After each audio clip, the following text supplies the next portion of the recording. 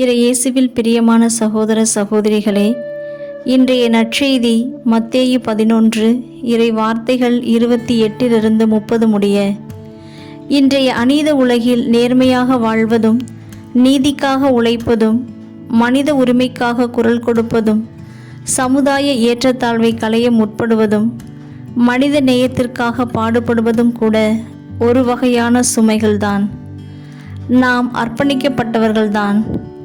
அர்ப்பணத்தில் ஆளப்படும் போது வரும் சவால்கள் நமக்கு சுமையாகவும், அந்த சுமையை தாங்கும் பலமும் இல்லாமல் போகும்போது மனித பலவீனத்தால் அழுத்தப்படுகிறோம்.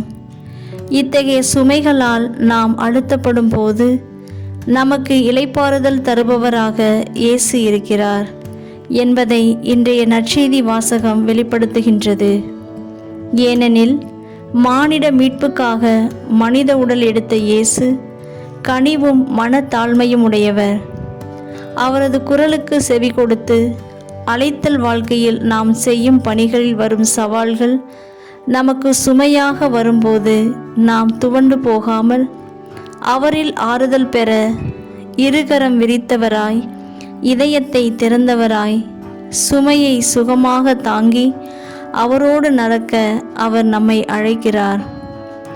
இயேசுவை பற்றி அறிந்து அவரை போல் வாழ, அவரை போல் மற்றவர்களுக்கு வாழ்ந்து காட்ட, நமக்கு வரும் சுமையை சுகம் தரும் கருவியாக மாற்ற, இயேசுவை போன்று மற்றவருக்காக மாபெரும் சுமையை சுமந்தவர் வேறு ஒருவரும் இந்த உலகில் இல்லை, இருக்கப் போவதும் இல்லை.